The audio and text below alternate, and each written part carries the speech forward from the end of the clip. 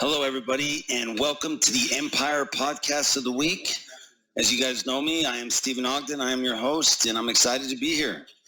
Let's see. Today's podcast is going to be on fentanyl and the fentanyl crisis, personal experiences with it, how I feel about it.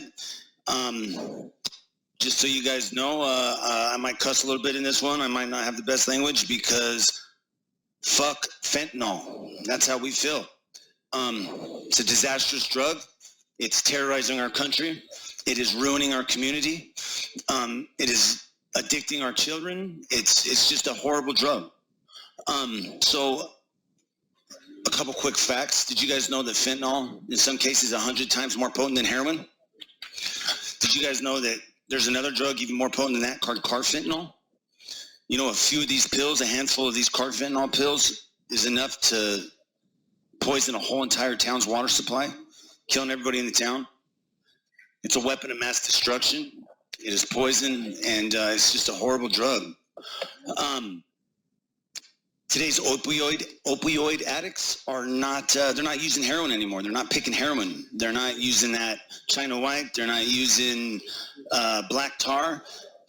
Opioid addicts are going to fentanyl. They view it as much cleaner. They view it as much, a much better high. What they used to have to inject, they can smoke now. All they need is a lighter, a piece of foil, and one of these fentanyl pills. They call them blues. So say they throw a pill in the foil, they melt it, they smoke it. They don't have to inject anymore. And they get higher than they used to get. Can you believe that? Something that you used to have to inject, you can get higher from smoking the fentanyl now. It's easier and cheaper to get than heroin. Fentanyl has taken the place. It's a small pill. One fentanyl pill gets you high a couple times by yourself. If you go into the rich areas, to the rich communities, you're going to pay $20 a fentanyl pill. You get into the East Colfax, poor neighborhoods where it's abundant and fentanyl is everywhere, you're looking at, between $3 and $7 a pill. Now, for the drug dealers, the guys that are peddling this crap, you're looking at 50 cents to 75 cents a pill when they buy it by what's called a boat. A boat is 1,000 pills. They take a boat at 50 to 75 cents a pill, and they sell them to the community, at a marked up price. Almost $20 a pill. Can you imagine? Just think about that real quick. These guys are buying 1,000 pills at 50 cents, and they're selling 1,000 pills. We'll just say $10. We'll meet in the middle. Think about that price, that markup, that profit margin. I'm not the best at math, but I can tell you one thing. It's out of this world.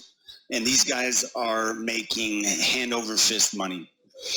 They're trying to get anybody and everybody that they can addicted to this crap, so that they can get that money, so they can profit. I want to talk about loved ones that might be in your guys' life that you might be thinking are using this stuff. Kids as young as 12 and 13 are smoking this stuff now. So how would you know if your kids, say your child, a cousin, a brother, somebody you love, how would you have an idea that they might be using this? So eyes are a big deal. If it's evening time, it's kind of dark out, and their eyes are pinpoint needles, there's no pupil at all, that's an indication that they're probably using an opioid. If you're going in the bedroom and you smell burnt popcorn, like gross burnt popcorn, and they got some friends over and everybody's eyes are pinned out, they're probably smoking fentanyl. There's balls of foil everywhere. There's black soot on their hands. It's a good indication of fentanyl.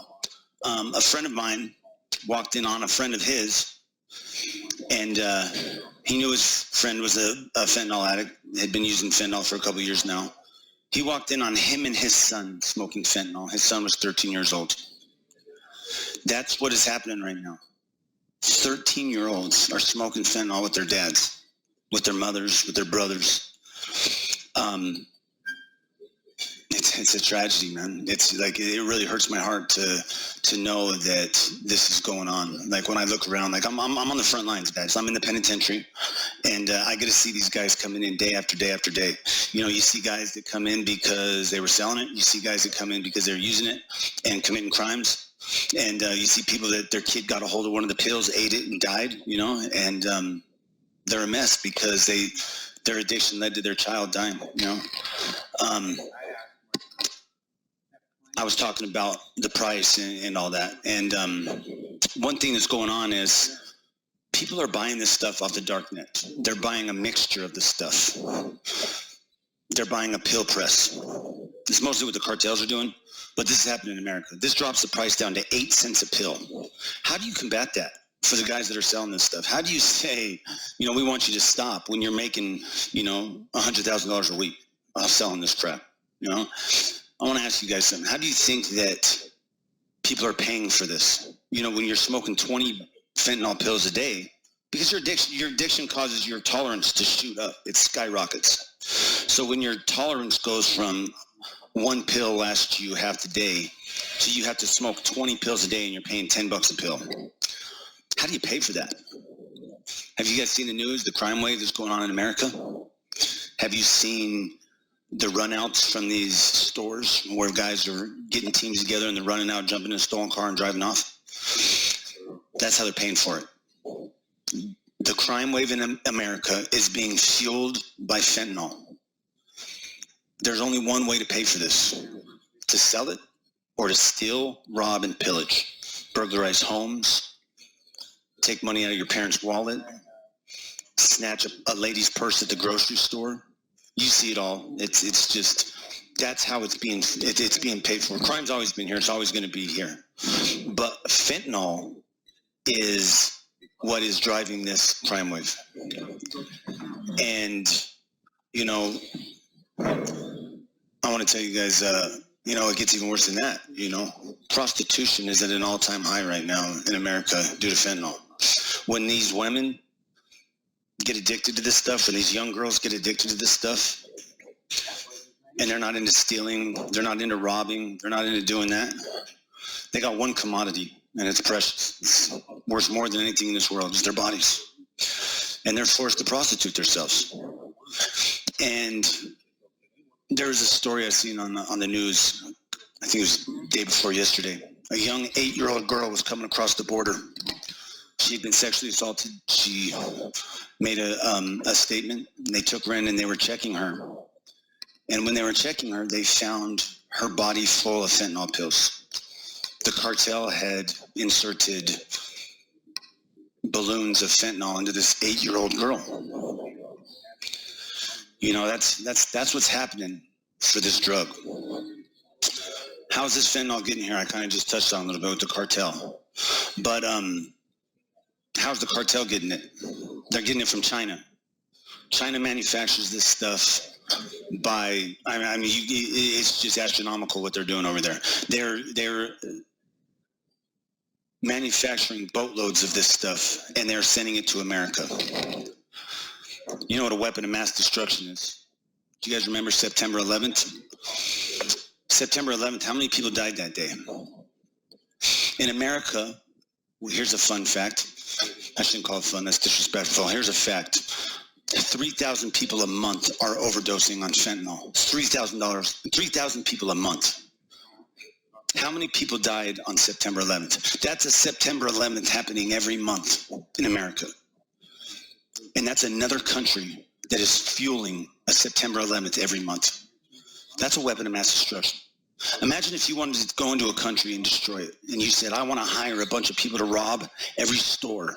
I want to hire a bunch of people to rob banks and pillage and burglarize and terrorize the community. I bet you couldn't hire a handful of people with money barely to do that. But if you addicted that country, drug addicts and people with pain issues and whatever else, if you addicted them to a drug and it instantly turned them into a terrorist in a sense, I mean, they're not meaning to be a terrorist, but they're stealing, they're robbing, they're pillaging, they're destroying our country. And it's happening with every single person that's addicted to fentanyl. This is coming from a guy in prison. I'm in the penitentiary talking about this. It disgusts me. I'm an addict myself. I've been addicted myself. Fentanyl terrifies me. I see what's happening around me. I see the guys coming in here every day. I see the zombies walking the streets. I see it, man. And I don't blame these addicts, man. I don't blame these guys that had a pill addiction because of back pain or whatever and ended up having to go to fentanyl because they couldn't afford it. What I blame is these other countries that are pumping our country full of it. What about these cartels? That's who's filling our country full of it. Every single person that comes across that border, not every single person, there's a lot of people coming over here because they're trying to get away from what they're trying to get away from. I totally understand. I feel for the people that are coming across here, but the people that are behind the scenes, packing them full of fentanyl to bring over here, are destroying our country. These cartels are where it's at. And if there's one thing I could ask for you guys to do, if there's one thing that I could ask my community to do, it would be to beg your congressmen and your senators to attack these guys. Go over there and shut them down.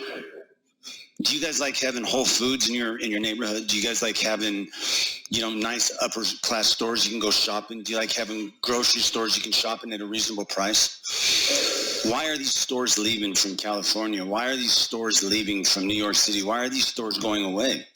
And it's because they can't deal with the crime. And why can't they deal with the crime? Is here because of the fentanyl. I want to kind of go back real quick to some high school kids that were, it's been a few months, but in Canyon City, there's a group of high school kids that got caught smoking fentanyl in the bathroom. High school kids.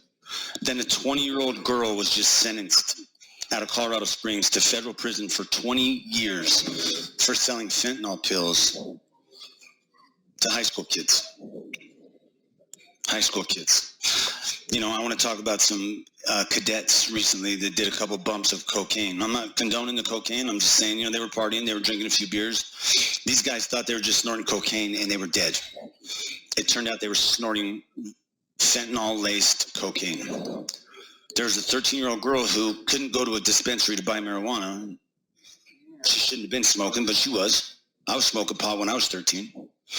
And fentanyl wasn't a deal. Fentanyl wasn't a thing back then. But this little 13-year-old girl, died because of fentanyl-laced marijuana. They're lacing it to get them addicted. Once they're addicted to the marijuana, they're going to start smoking the pills. Once they start smoking the pills, they're going to be stealing, prostituting themselves. It goes on and on and on. That's where I say it's a weapon of mass destruction. Every single person that touches it becomes a weapon of mass destruction in a sense. One part of that large weapon. And I want to stop it. I want to be part of the solution. And when I think about it and I say, hey, how would I stop this? How do you incentivize getting people to stop using it, stop selling it? Well, once you're using it, you're addicted. And think about how potent this stuff is. You guys can get on Google and get on the internet and look at the facts and the statistics. I don't have all that. But one thing's a fact is once they touch it, it's over. I remember when I was 12 years old. If you guys remember my podcast where I talk about my drug addiction, I ran away from home and I used meth, and I've never been the same since. I couldn't imagine fentanyl. I stay away from it. I don't touch it. I know my addictive personality, but I know that there's 13-year-old kids out there everywhere that don't know what they're doing. I remember that day when I did my line of meth. I had no clue.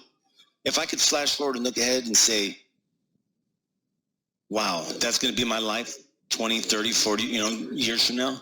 If I do this line, I would have ran. I would have ran as fast as I could the opposite way. These 13-year-old kids don't know what's coming. They don't know what's going to happen. So we have to stop it before it gets to that. For the guys that are using it, God bless you, and I'll pray for you, and I hope that you can stop, man. The MAP program, it's helped me with my opioid addiction. I'm on Suboxone, and when the opioids come around and other drugs, I'm blessed. I'm lucky to have that. If you have a loved one that's addicted to fentanyl, my advice would be, there's a movie called The Basketball Diaries. I watched it when I was a kid. It's about a guy that takes in a guy that's addicted to heroin. He gets him through the withdrawals. locks him in his apartment, and then works with him. As time goes on, the guy gets off the drug. But my advice would be get them into a detox, get them into a clinic, and as soon as they are able, get them on Suboxone, methadone, Vivitrol, any one of the MAT programs, and then get them into NA, get them some sort of drug and alcohol treatment, and then get them a sponsor and go through with that. But what really needs to happen is these kids need to be made aware at a young age how dangerous this stuff is and what it's going to do. Because if you look behind me, you see these bars? That's the lucky ones that are going to make it here. How many people are ODing a month? Like I said, 3,000 people a month. Don't let that be your kid. Don't let that be your loved one, you know? Save them, you know? Fuck fentanyl. I hate to say it like that, but it's the truth, man. That's how we all need to feel. So, the other thing is the cartels. You know, our government is not doing enough. They are not shutting this stuff down. And I gotta, you know, and that's another thing I want you guys to think about before I end this. Why is our government refusing to deal with this crisis? They talk about it. Congress goes back and forth. You know, Democrats, Republicans, why they argue back and forth, it just gets worse. Why are they refusing to go in and attack these people and shut them down and stop them? Because with a push of the button, it could all be over. They know where their bank accounts are. They know where everything is. They can stop it. Beg your Congress, beg your senators, beg your legislators, shut this down. Go in and stop them. It's the only way this is going to happen. That's all I can say. Thanks for being here. Real quick, I only have 36 or 37 followers. I'm begging you guys, man, find somebody else. If you guys are on my podcast and you guys are subscribers, find another subscriber for me. I don't understand why I'm not out there, and I feel like in some senses that I'm being blocked. I don't know. I feel like I got a good voice and I got a lot of good stuff to say, and I want to get my word out there. I feel like I can be part of the solution. So pass my word around, forward my video to your friends. Get anybody you can involved, man, because I am about change. I'm about reform. This is my passion. It's my obsession, and I need you guys' help, man. Together we can change the system. We can change this world. I want to be a part of it. Love you guys. Thanks for being here. Have a good week.